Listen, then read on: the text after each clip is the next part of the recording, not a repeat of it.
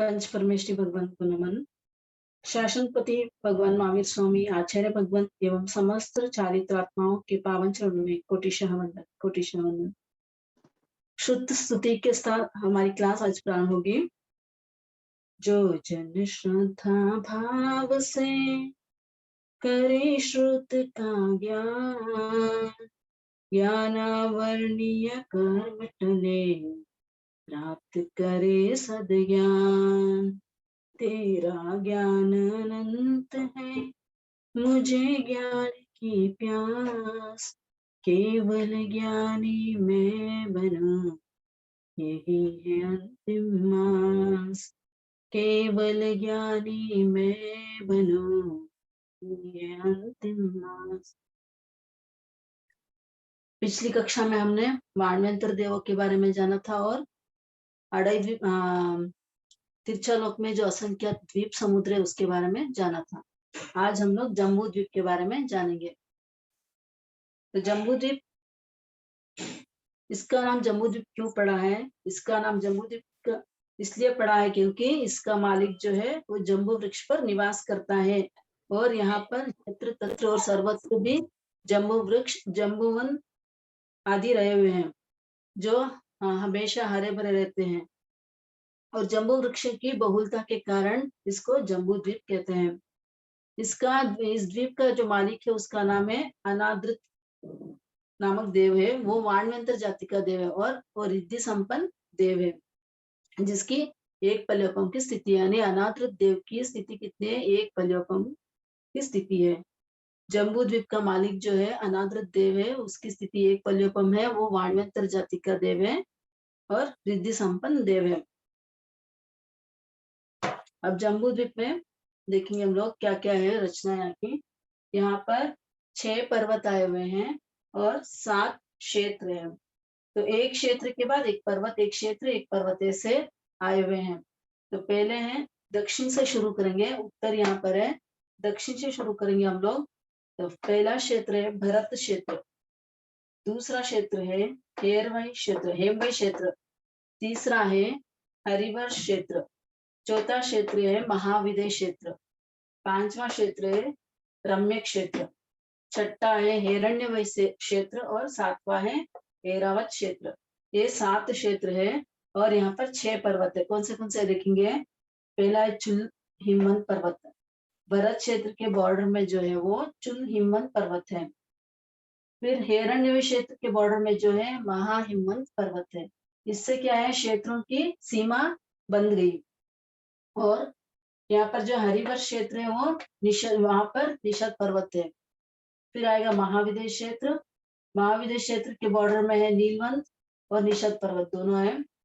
और रम्यकवर क्षेत्र का जो पर्वत है रुक्मी पर्वत है।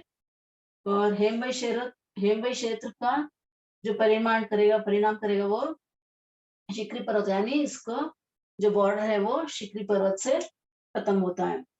तो भरत क्षेत्र, हेमवई क्षेत्र, हरिवर्ष क्षेत्र, महाविदय क्षेत्र, रम्य क्षेत्र, हिरण्यवय क्षेत्र और ऐरावत क्षेत्र, ऐसे लाइन से उत्तरोत्तर क्षेत्र आए हुए हैं।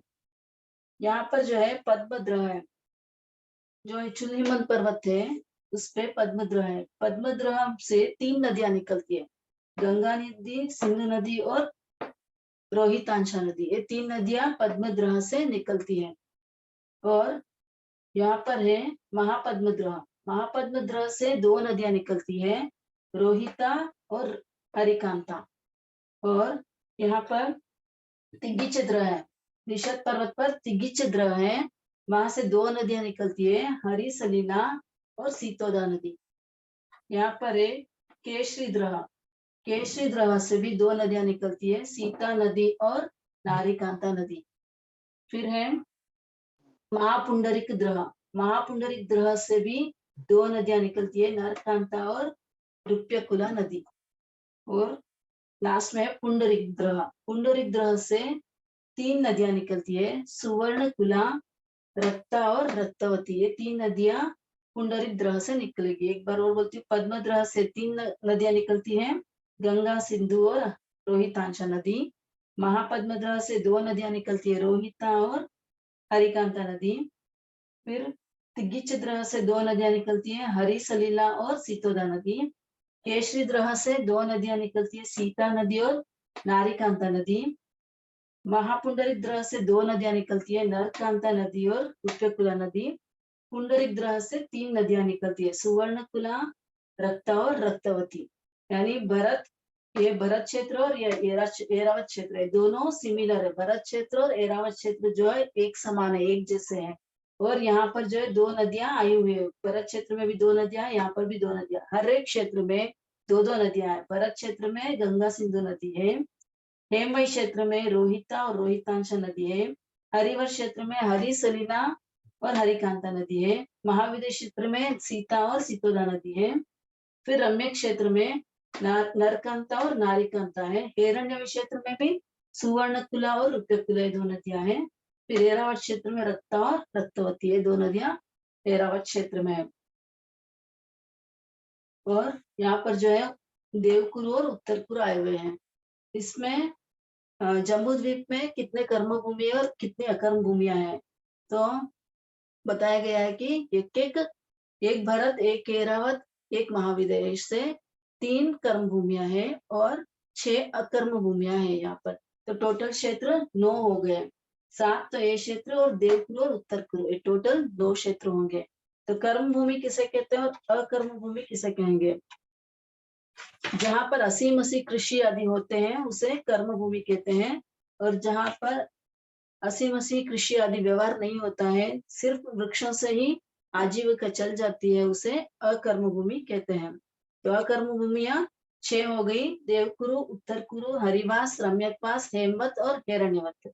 और 3 कर्म भूमियां कौन सी है? भरत क्षेत्र, ऐरावत क्षेत्र और महाविद्य क्षेत्र, ये 3 कर्म भूमियां है और 6 अकर्म भूमियां हैं। यानी जम्बू द्वीप में कितने भूमियां आएंगी? 15 कर्म भूमि मनुष्य बोलते हैं, उसमें 9 कर्म भूमियां, यानी 9 भूमियां आती है, 3 कर्म भूमि और 6 अकर्म भूमियां हैं।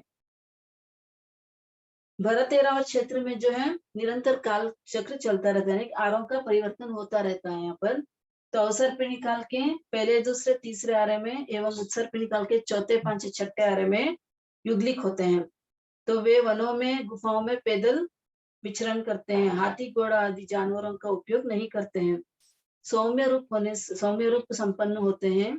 हथेली व तलवे लालिमा युक्त और नख व पांव उन्नत होते हैं। दाढ़ी, मूंछ, बाल न घटते हैं ना बढ़ते हैं, इनके जो दाढ़ी, मूंछ, बाल आदि होते हैं उनके न घटते हैं ना बढ़ते हैं, सदा सरीखे रहते हैं। 32 दंत हटे हुए चिकने सुरक्षित होते हैं, यानी उनके दांत भी बहुत सुंदर होते हैं।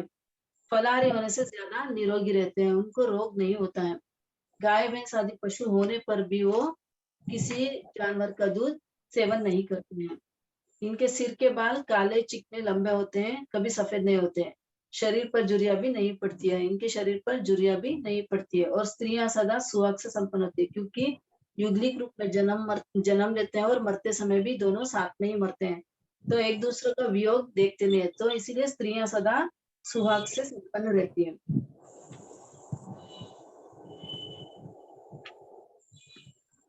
अब इन नदियों का परिवार कितना कितना है वो देखेंगे। कौन से क्षेत्र में कौन सी नदियां, वो समझ में आ गया होगा शायद सबको भी। और पिक्चर में एक बार देख लेना कौन से क्षेत्र में कौन सी नदियां हैं करके।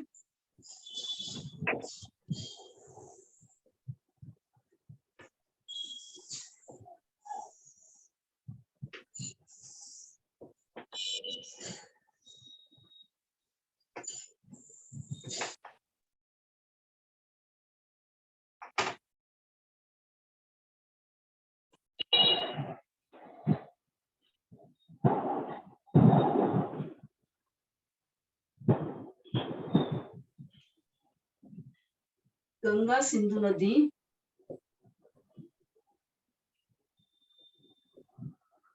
और रक्तवती नदी ऐसे हैं। गंगा सिंधु नदी, रक्तवती नदी, इन चारों के जो है परिवार, प्रत्येक के परिवार जो है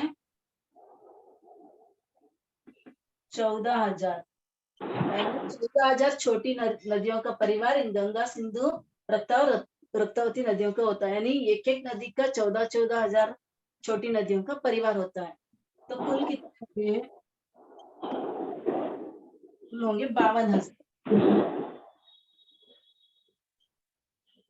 गंगा सिंधु नदी भरत क्षेत्र में है, रक्तावती नदी ऐरावत क्षेत्र में है। रोहितांश और रोहिता, ये 56,000 होगा।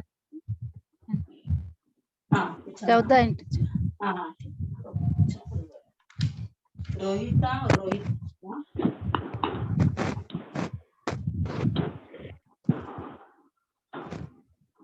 रुप्यकुला और रुप्यकुला।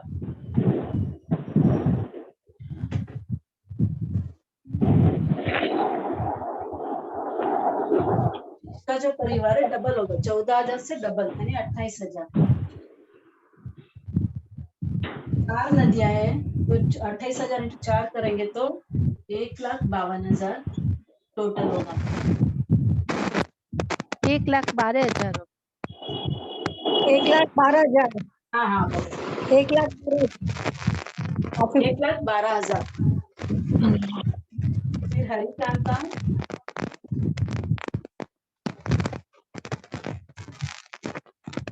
कलीला,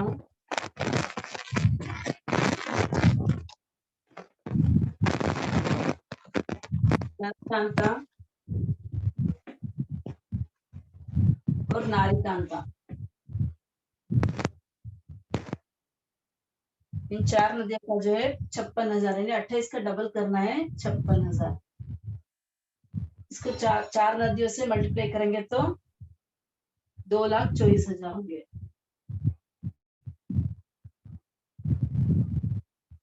फिर है सीतोदा और सीता नदी। सीतोदा और सीतोदा नदी जो है महाविद्य क्षेत्र में बहती है।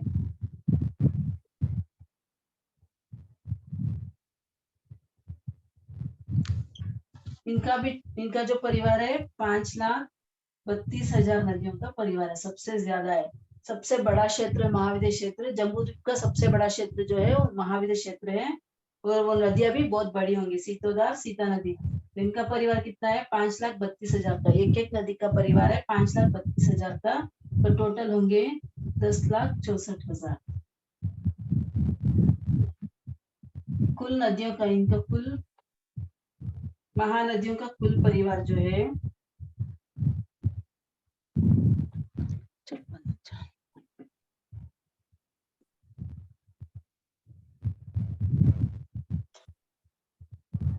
14,56,000।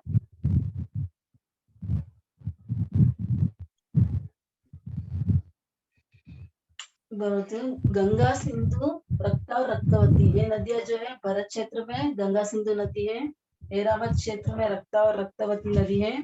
तो इन चारों के परिवार कितना होगा 56,000, यानी एक एक नदी का 14,000 का परिवार होगा, तो कुल 56,000 का परिवार है। और रोहिता नदी, रोहितांशा नदी, सुवर्णकुला और रुप्यकुला। रोहिता और रोहितकांता नदी, रोहितांशा और रोहिता नदी जो है हेमवई क्षेत्र में बहती है, और सुवर्णकुला और रुप्यकुला जो है हिरण्यवय क्षेत्र में बहती है। इनका जो परिवार है एक एक नदी का 28,000 का परिवार है, तो टोटल कुल होंगे 4 नदियों का 1,12,000। हरिकांता हरिसलीला नदी जो है हरिवास क्षेत्र में बहती है। नरकांता और नारीकांता है जो रम्यपात क्षेत्र में बहती है। इनका जो परिवार है एक एक नदी का 56,000 का परिवार है, तो कुल नदियां होंगी 2,24,000।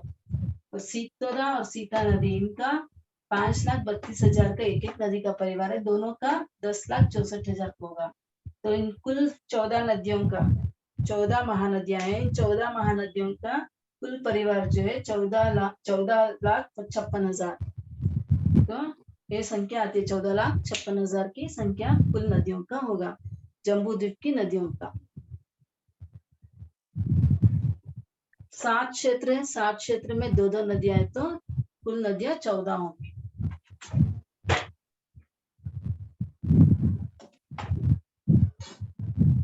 भरत क्षेत्र के 6 खंडों के बारे में जानते हैं।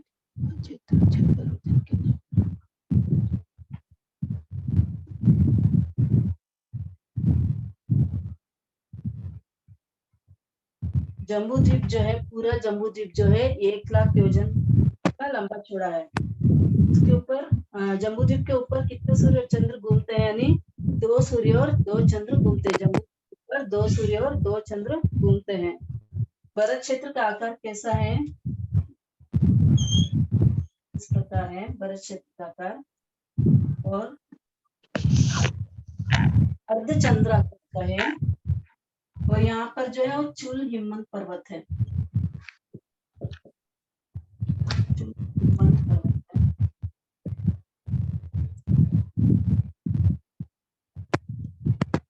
यहाँ पर पद्मद्रोह है,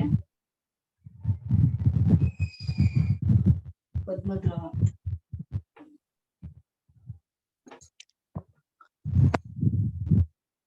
यहाँ से गंगा सिंधु, पहले तो यहाँ पर बीच में जो है वैताड़ी पर्वत आया हुआ है। भरत क्षेत्र के बीचों बीच में वैताड़ी पर्वत आ गया है। इससे क्या हुआ, 2 भाग हो गए, भरत क्षेत्र के 2 भाग हो गए।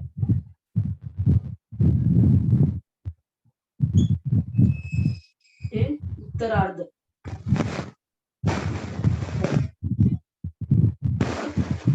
भरत है,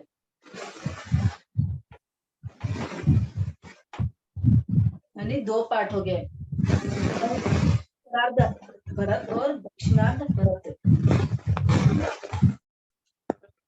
फिर यहाँ से जो गंगा नदी और सिंधु नदी उत्तरार्ध में बहती हुई दक्षिणार्ध में वैताड़ी के नीचे से बहती है। इस प्रकार ये जो वैताड़ी पर्वत है, इसके नीचे से ये नदियां निकलती है। तो यहाँ पर और 3-3 भाग हो गए, 1 2 3 4 5 6 से 6 खंड हो गए। 6 खंड का प्रारंभ, यानी पहला खंड ये होगा, दूसरा ये, तीसरा ये, चौथा, पांचवा और पहला खंड, तीसरा, चौथा, पांचवा और छठा खंड। ये 6 खंड भरत क्षेत्र के हो गए। यहाँ पर जो है तीर्थंकर, चक्रवर्ती आदि 63 श्लाघ्य पुरुष जो है वो कहाँ पर उत्पन्न होते हैं? यहाँ पर 6 खंड में जो है कुल 32,000 देश हैं। कुल देश जो है 32,000 देश है। उसमें से सिर्फ आर्य क्षेत्र यानी आर्य देश 25.5 देश है, यानी सिर्फ 25.5 देश ही आर्य देश है। बाकी के पूरे जो है अनार्य देश, यानी 32,000 देश में से सिर्फ 25.5 देश जो है वो आर्य क्षेत्र है। बाकी सब जो देश है वो अनार्य है, जहाँ पर अनार्य म्लेच्छ आदि रहते हैं। तो जो तीर्थंकर, चक्रवर्ती आदि 63 श्लाघ्य पुरुष जो है वो यहीं पर उत्पन्न होते हैं, यानी यहाँ आर्य देश में ही होते हैं। अनार्य देश में कुछ नहीं होता है। अनार्य देश में सिर्फ म्लेच्छ जाति के मनुष्य निवास करते हैं। तो हम लोग जहाँ रह रहे हैं वो भरत क्षेत्र का प्रथम खंड है। हम जहाँ रह रहे हैं वो कौन सा है? भरत क्षेत्र का प्रथम खंड है।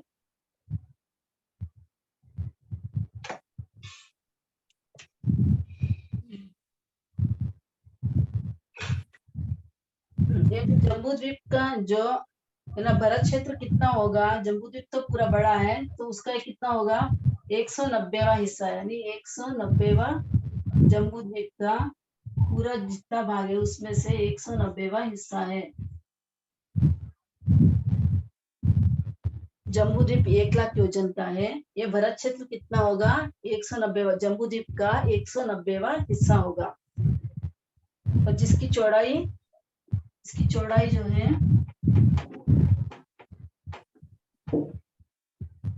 526 6/19 योजन। इसकी जो चौड़ाई है 526 6/19 योजन की बताई गई है भरत क्षेत्र की, यानी जम्बू द्वीप का 190वां हिस्सा है।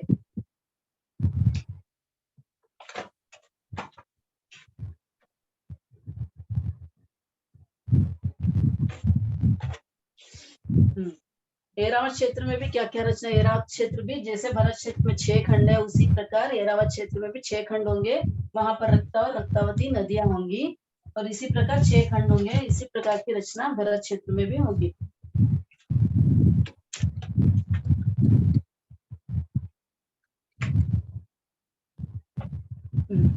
तो जो कर्म भूमि है वहां पर जो जीवन यापन हो रहा है वो किस प्रकार हो रहा है। कर्म भूमि हरिवास, देवपुर, उत्तरपुर, हरिवास, रम्यकवास, हेमवत और हिरण्यवत है। वहां पर जो उनका जीवन यापन हो रहा है वो 10 प्रकार के वृक्षों से उनका जीवन यापन होता है। तो वह वृक्ष कौन से हैं देखते हैं।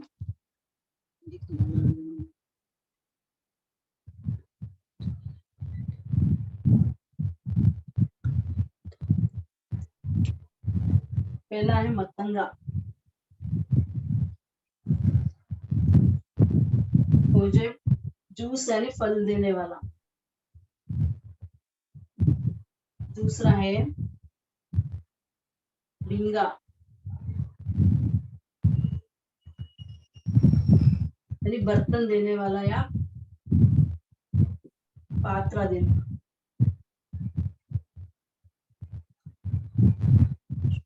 तीसरा है तुड़ियांगा,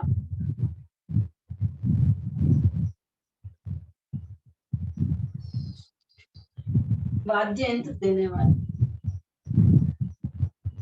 यानी इंस्ट्रूमेंट्स देने वाला। चौथा वृक्ष है दीप शिखांगा,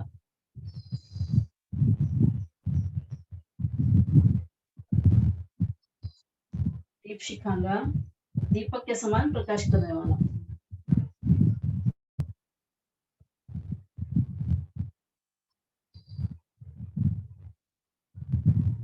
पांचवा है ज्योति शिखांगा,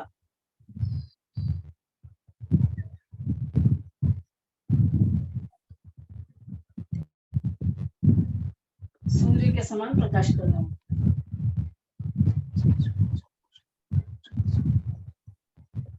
छठा है चितंगा, भोजन देने वाला। सातवां है चित्तरसा, मिठाई देने वाला।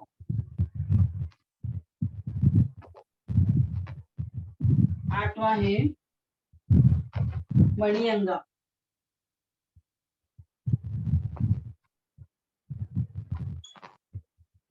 आभूषण देने वाला। नौवां है गोहागरा,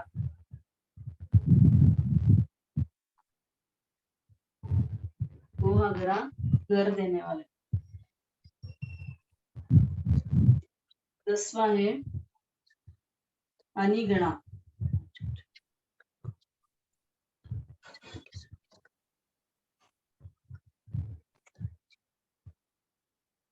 वस्त्र देने वाला। 10 प्रकार के वृक्ष है, इनसे अकर्म भूमि में उनका जीवन यापन होता है। उनके मन में जो भी होता है, कुछ खाने का मन हो तो उस वृक्ष के पास जाते हैं और उनको भोजन मिल जाता है। तो कुछ पीना, जूस पीना या फल खाना, ऐसे कुछ भी इच्छा होती है तो उनको उस वृक्ष के पास जाते हो उनको वो चीज मिल जाती है। यानी पहला जो वृक्ष है वो मतंगा वृक्ष है, जूस या फल देने वाला वृक्ष। दूसरा है बिंगा वृक्ष, बर्तन और या पात्रा देने वाला। तीसरा है तुड़ियांगा वृक्ष,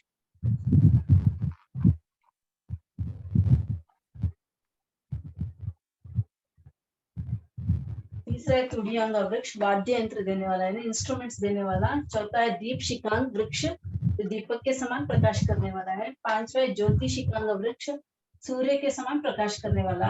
छठा है चितंगा वृक्ष, जो भोजन देने वाला है। सातवां है चित्त रसा वृक्ष, जो मिठाई देने वाला है। आठवां है मणियंगा वृक्ष, जिससे आभूषण मिलते हैं। नौवां है गोहागरा वृक्ष, जिससे घर मिलता है। 10वां है अनिगणा वृक्ष, जिससे वस्त्र आदि मिलते हैं। इस प्रकार 10 वृक्षों से जीवन यापन हो जाता है। तो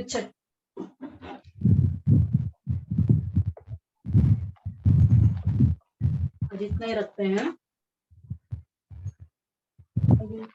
लघु दंडक।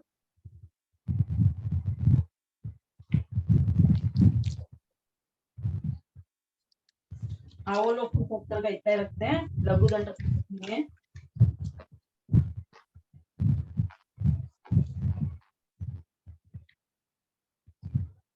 पिछली कक्षा में हमने इंद्रिय द्वार तक किए थे, यानी 8 बार हो गए थे अपने। आज 9वां द्वार है समुद्घात द्वार।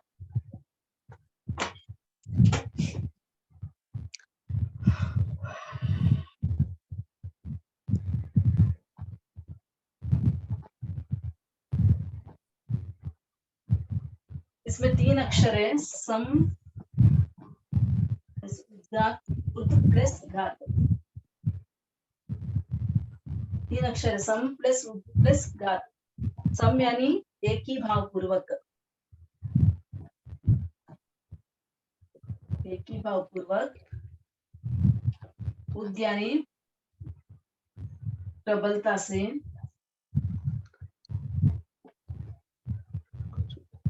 घात यानी नाश करना या घात करना। सम यानी एक ही भाव पूर्वक, उद यानी प्रबलता से, घात यानी घात करना या नाश करना, यानी एकाग्रता पूर्वक प्रबलता के साथ घात करना।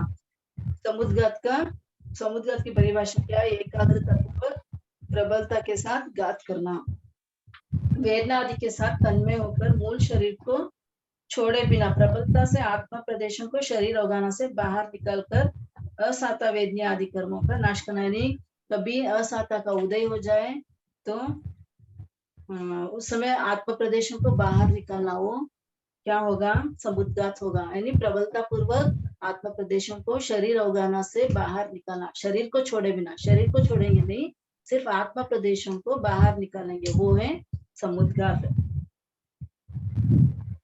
यानी अर्थात कालांतर में उदय आने वाले कर्मों के उदीर्ण के द्वारा खींच करके उदयावलिका में डालकर उनका वेदन करना, प्रबल कर्मों का नाश करना समुद्घात है। यानी बाद में जो उदय में आने वाला है, यानी वेद्य कर्म बाद में उदय में आने वाला है, और कुछ कर्म है जो बाद में उदय में आने वाला है, उसको जो क्या करना है, उसको अभी जो उदय में है उन कर्मों के साथ डालकर वो भोग लेना, इसे समुद्घात कहेंगे।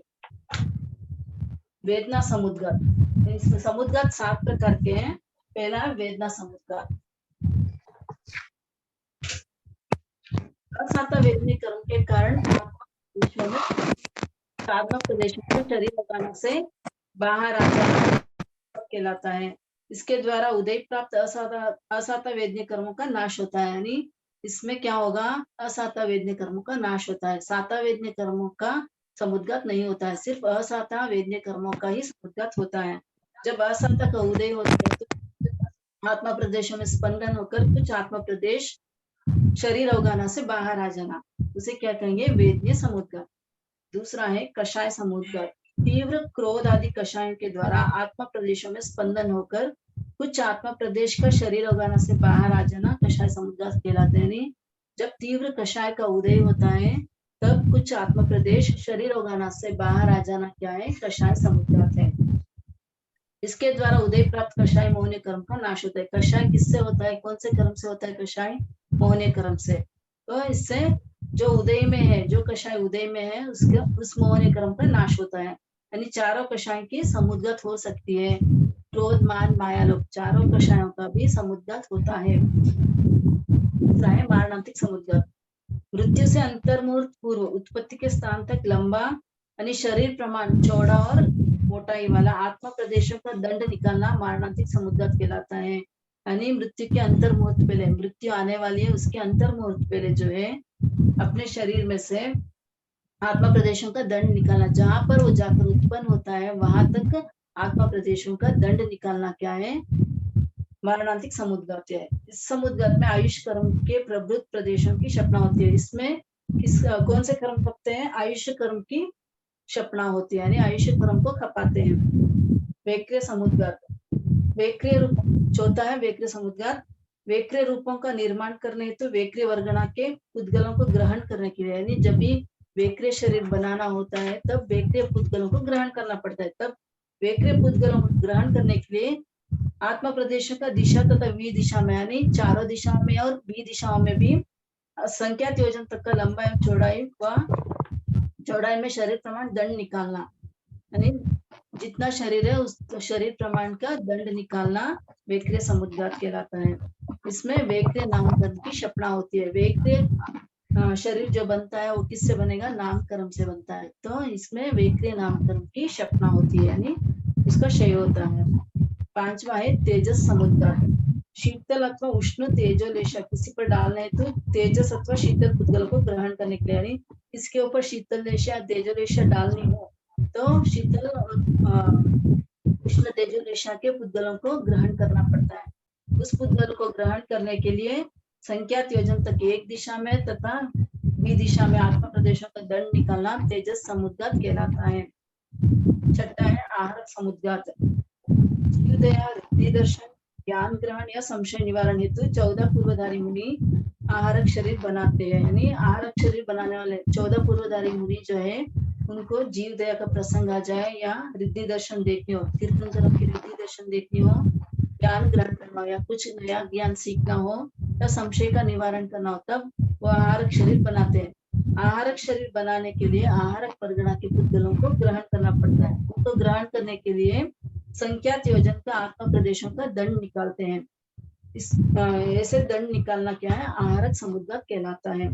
इसमें आहारक शरीर नामकरण की क्षपणा होती है, यानी आहारक शरीर नामकरण का क्षय होता है। सातवां है केवली समुद्गात। 4 समयों में आत्मा प्रदेशों को समग्र लोक में फैला देना। वेदनीय समुद्र यानी केवली समुद्गात कब करेंगे? केवल भगवान बनने के बाद, यानी केवल ज्ञान होने के बाद केवली समुद्गात करते हैं। क्यों करते हैं केवली समुद्गात? क्योंकि जब उनका आयुष्य थोड़ा होता है, पहले तो 4 घाती कर्म तो खत्म हो गए, उनके 4 अघाती कर्म बाकी है। इन अघाती कर्मों में 4 आघाती कर्म है। 4 आघाती कर्म कौन से सबको पता होगा शायद। आयु, नाम, गोत्र और वेदना, वेदनीय। 4 आघाती कर्म है। आयुष कर्म, नाम कर्म, गोत्र कर्म और वेदनीय कर्म। 4 कर्म जब है ना, नाम कर्म, गोत्र कर्म और वेदनीय कर्म ज्यादा होते हैं, इनकी क्वांटिटी ज्यादा होती है और आयु कर्म की आयु थोड़ा होता है, तो इनको सम करने के लिए केवली समुद्गात करते हैं, यानी ये कर्म और आयुष्य दोनों सम हो जाए, इसलिए केवली समुद्गात करते हैं। कैसे करते हैं? वेदनीय आदि कर्मों को खपाने के लिए 4 समयों में आत्म प्रदेशों को फैला देते हैं, यानी पूरे समग्र लोक में 4 समयों में फैला देते हैं। 4 समय में पुनः संकुचित कर लेते हैं, वापस 4 समय में वापस संकुचित कर लेते हैं, करके शरीरस्थ हो जाना समुद्गात कहलाता है। इसमें आयुष्य कर्म से अधिक स्थिति वाले वेदनीय, नाम और गोत्र कर्म की क्षपणा होती है। कौन से कर्म की क्षपणा होती है? नाम, गोत्र और वेदनीय कर्म को क्षय कर देते हैं। अब किस किस दंडक में कौन से समुद्गात है, इसके बारे में जानेंगे। नैरकों में, नारकी में वेदनीय, कषाय, मारणांतिक जो 3 समुद्गात है वो सभी संसारी जीव में पाए जाते हैं। वेदनीय, कषाय और मारणांतिक समुच्चय रूप से। नारकी में वेदनीय, कषाय, मारणांतिक तो है ही, ये 3 तो सब में कॉमन है। नारकी जीव है तो यहाँ पर शरीर कौन सा? वेक्रिय शरीर है, तो वेक्रिय समुद्गात में पाएंगे। टोटल 4 समुद्गात पाएंगे। नारकी में 4 समुद्गात होते हैं, वेदनीय, कषाय और मारणांतिक और वेक्रिय समुद्गात। फिर भवनपति से 12वें देवलोक तक, भवनपति से 12वें देवलोक तक यहाँ पर 5 समुद्गात होंगे। वेदनीय, कषाय, मारणांतिक तो है ही, और इनका शरीर भी वेक्रिय, देवता है तो वेक्रिय शरीर होगा, वेक्रिय समुद्गात होगा। और तेजस समुद्गात, देवता में तेजस समुद्गात भी पाया जाता है, इसलिए यहाँ पर 5 समुद्गात होंगे। भवनपति से लगाकर 12वें देवलोक तक 5 समुद्गात पाए जाते हैं। वेक्रिय, कषाय, मारणांतिक, कषाय, मारणांतिक, वेक्रिय और तेजस समुद्गात। फिर नवग्रैविक से 5 अनुक्रम तक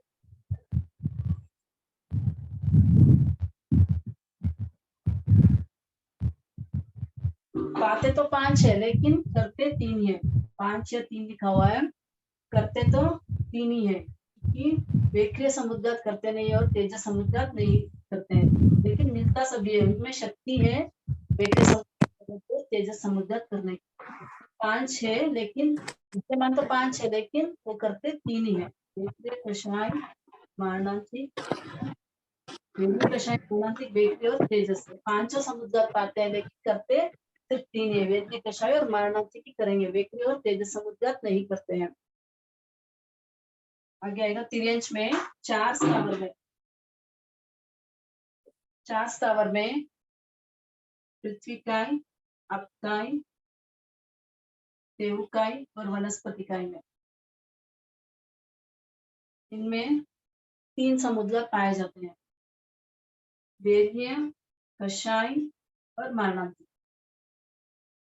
वायुकाय में 4 समुद्गत पाए जाते हैं क्योंकि वायुकाय में वेक्य करने की शक्ति होती है, इसलिए वेद्य, कषाय, मारणांतिक और वेक्रिय, ये 4 समुद्गत वायुकाय में पाए जाते हैं।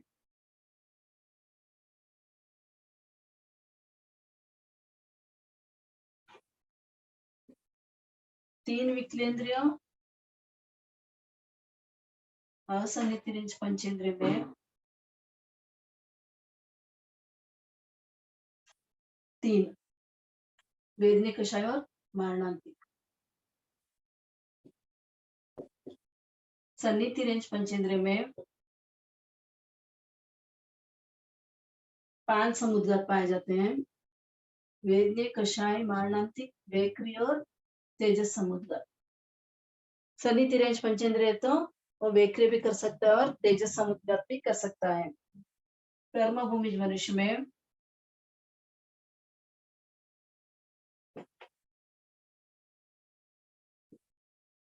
7 समुद्गत होंगे, सभी 7। असन्नि मनुष्य में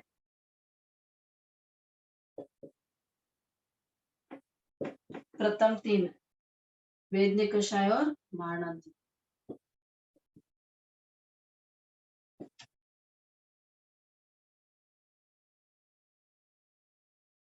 और युग्लिक में भी 3 वेदने, कषाय और मारणांतिक। सिद्ध भगवान में समुद्गत नहीं।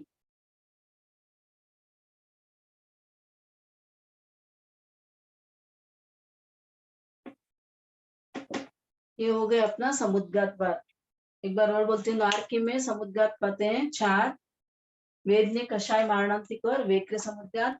भवनपति से 12वें देवलोक तक 5 समुद्गत पाए जाते हैं, वेदने, कषाय, मारणांतिक और तेजस समुद्गत। नवग्रह 1 से 5 अनुत्तर विमान तक 5 या 3 समुद्गत, यानी शक्ति से 5 समुद्गत पाते हैं लेकिन करते 3 ही है, वेदने, कषाय और मारणांतिक। 4 स्थावर में पृथ्वीकाय, अपकाय, तेवकाय और वनस्पतिकाय में 3 समुद्गत पाते हैं, वेदने, कषाय और मारणांतिक। वायुकाय में 4 समुद्गत होते हैं, वेदने, कषाय, मारणांतिक और वेक्रिय समुद्गत। 3 विकलेंद्र और असन्नितिरिंच पंचेंद्र में वेदने, कषाय, मारणांतिक, और सन्नितिरिंच पंचेंद्र में 5 वेदने, कषाय, मारणांतिक, वेक्रिय और तेजस। और कर्मभूमि सन्नि मनुष्य में 7 समुद्गत पाए जाते हैं। असन्नि मनुष्य और युग्लिक मनुष्य में वेदने, कषाय और मारणांतिक, के 3 समुद्गत पाए जाते हैं और सिद्ध भगवान में समुद्गत नहीं होता है। अगला द्वार है सन्नि द्वार।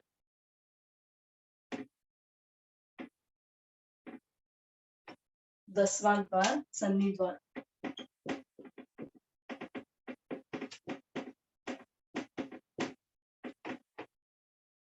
सन्नि किसे कहेंगे? जिसमें भूत, भविष्य और वर्तमान का पर्यालोचन करने की शक्ति हो, यानी उसके बारे में चिंतन करने की, भूत, भविष्य और वर्तमान काल के बारे में चिंतन करने की शक्ति जिसमें होती है वो है सन्नि कहलाते हैं। यानी जिसमें मन हो वो सन्नि है, जिसमें मन नहीं है वो असन्नि है। तो पहली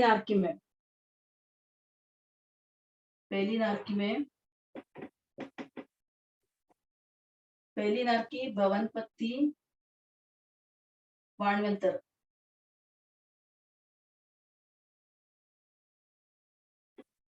इनमें सन्नि असन्नि दोनों होते हैं, सन्नि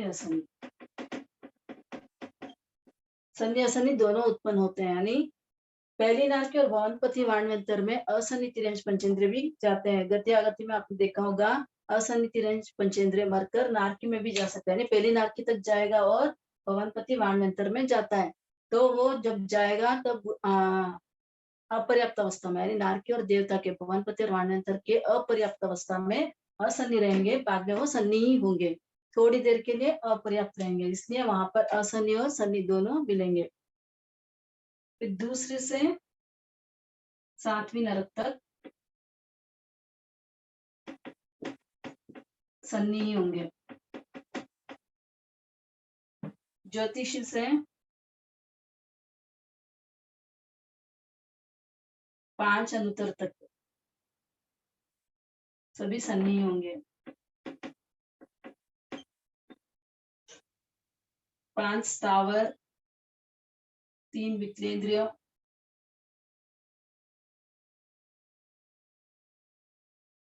5 असन्नितिरंज पंचेंद्रिय, ये सब असन्नी ही होंगे। सिर्फ 5 सन्नितिरंज पंचेंद्रिय के पर्याप्त अपर्याप्त ये छोड़ के बाकी सब असन्नी ही होंगे।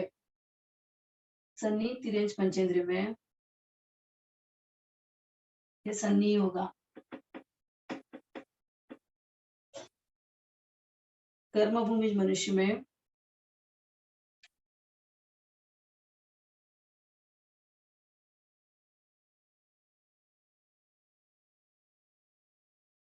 कर्मभूमि मनुष्य जो है वो सन्नी होते हैं और 13वें 14वें गुणस्थान की अपेक्षा से 9 सन्नी 9 असन्नी भी होते हैं। यानी 13वें और 14वें गुणस्थान में 9 सन्नी 9 असन्नी होते हैं, यानी मन का उपयोग वहां पर नहीं करते हैं। 13वें और 14वें गुणस्थान में मन का उपयोग नहीं करते हैं, इसलिए उनको 9 सन्नी 9 असन्नी कहा गया है। 13वें गुणस्थान में केवल ज्ञान हो जाता है, तो वो सिर्फ आत्मा से, अपना आत्मा से ही उनको सब कुछ हो जाता है, मन का उपयोग करने की जरूरत ही नहीं पड़ती है।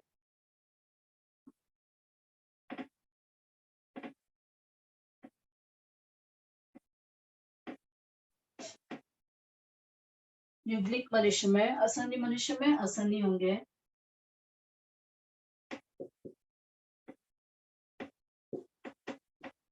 असन्नी मनुष्य असन्नी होगा और युग्लिक मनुष्य जो है सन्नी होगा।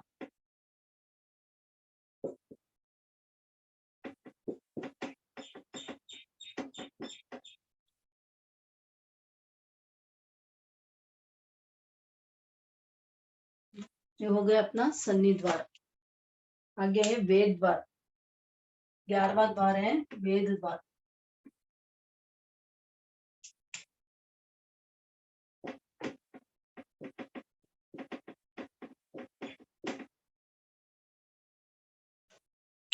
वेद किसे कहते हैं? अंगोपांग नामकर्म के उदय से प्राप्त शरीर की बाह्य आकृति चिन्ह विशेष को द्रव्य वेद कहते हैं। द्रव्य वेद किससे मिलता है? नाम कर्म के उदय से द्रव्य वेद होता है, यानी शरीर किससे मिला हुआ है? नाम कर्म से शरीर मिला हुआ है, तो शरीर की जो बाह्य आकृति है उसे द्रव्य वेद कहेंगे। तथा मोहनीय कर्म के उदय से चित्त में उत्पन्न मानसिक विकार को भाव वेद कहेंगे।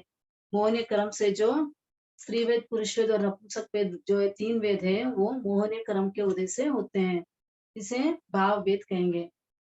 तो 3 वेद है, कौन से? स्त्री वेद, पुरुष वेद और नपुंसक वेद। स्त्री वेद किसे कहते हैं? स्त्री की आकृति प्राप्त होना, स्त्री का शरीर प्राप्त होना ही द्रव्य स्त्री वेद है। और द्रव्य पुरुष वेद किसे कहेंगे? पुरुष की आकृति प्राप्त होना, पुरुष का शरीर प्राप्त होना द्रव्य पुरुष वेद है।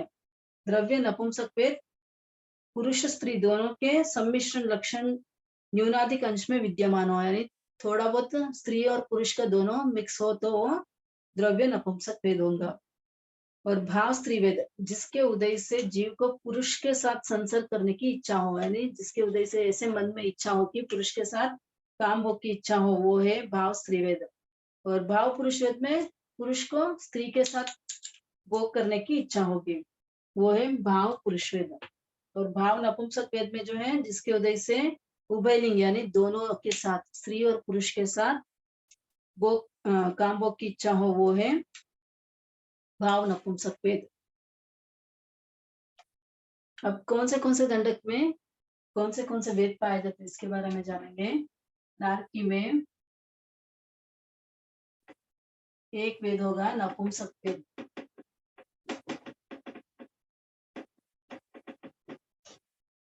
देवता में भवनपति, वाणवंतर, ज्योतिषी पहला दूसरा देवलोक में, पहला और दूसरा देवलोक। इनको 64 प्रकार के देवता भी कहते हैं। 25 भवनपति, 26 वाणवंतर, एक ज्योतिषी पहला दूसरा देवलोक और पहला किल्बिषी। इनको 64 प्रकार के देव भी कहते हैं। इनमें 2 वेद पाए जाते हैं। देवता में दूसरे देवलोक तक 2 वेद पाए जाते हैं, स्त्री वेद और पुरुष वेद।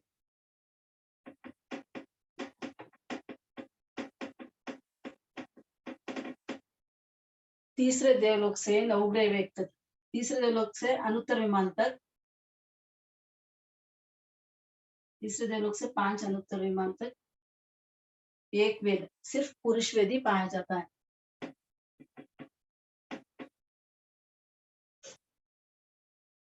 फिर 5 स्थावर 3 विकलेंद्र में, 5 स्थावर 3 विकलेंद्रिय असनिति रेंज पंचेंद्र में एक वेद होगा नपुंसक वेद।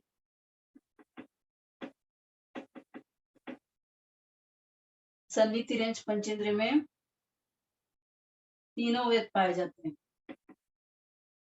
स्त्री वेद, पुरुष वेद और नपुंसक वेद, तीनों वेद पाए जाएंगे। कर्म भूमिज मनुष्य में भी तीनों वेद,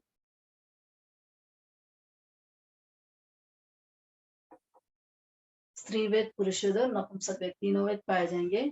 युगलिक मनुष्य में 2 वेद,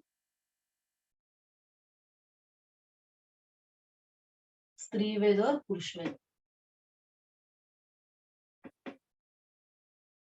असन्य मनुष्य में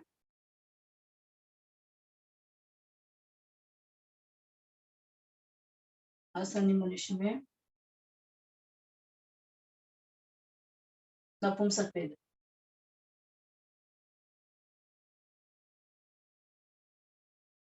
सिद्ध भगवान अवेदी होते हैं।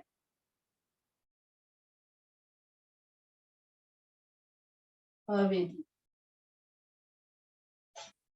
एक बार और बोलती हूँ। नारकी में एक वेद पाया जाता है नपुंसक वेद।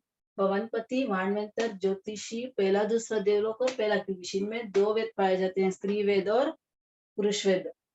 और तीसरे से 5 अनुत्तर विमान तक, तीसरे देवलोक से 5 अनुत्तर विमान सर्वात सिद्ध तक एक पुरुष वेद पाया जाता है। 5 स्थावर 3 विकलेंद्र और असनिति रेंज पंचेंद्र में एक वेद पाया जाता है, वो है नपुंसक वेद। सन्निति रेंज पंचेंद्र में तीनों वेद पाए जाते हैं। कर्मभूमि मनुष्य में भी तीनों वेद पाए जाते हैं और अवेदी भी होते हैं। कर्मभूमि जो मनुष्य होते हैं वो अवेदी भी होते हैं। 90 गुणस्थान के ऊपर जो है वो अवेदी होते हैं। 90 गुणस्थान के कुछ भाग में वेदी होते हैं और कुछ भाग में अवेदी होते हैं, यानी 90 गुणस्थान से वो अवेदी होते हैं। तो कर्मभूमि मनुष्य में तीनों वेद पाए जाते हैं और अवेदी भी होते हैं।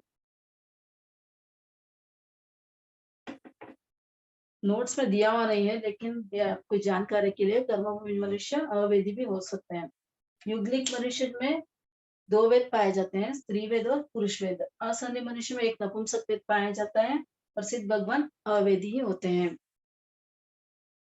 ये जो वर्णन है ये द्रव्य वेद की अपेक्षा से समझना चाहिए। भाव वेद तो सिद्धों के अलावा सभी में तीनों हो सकते हैं, यानी भाव वेद तीनों भी हो सकते हैं सभी में भी। तो ये वेद द्वार भी हो गया आपका कंप्लीट। अब किसी को कुछ पूछना है? आज इतना ही रखते हैं। कुछ डाउट्स हैं?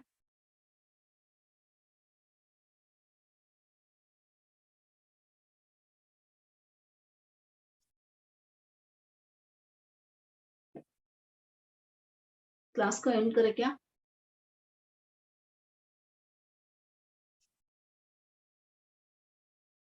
गुरु भगवंतों की कृपा से जितना भी मैंने जाना है, सीखा है, आपके सामने निवेदन करने का प्रयास किया है। सभी को सादर जय जन। और जिनवाणी के विरुद्ध कुछ भी कहने में आए तो मिच्छामि दुक्कड़म।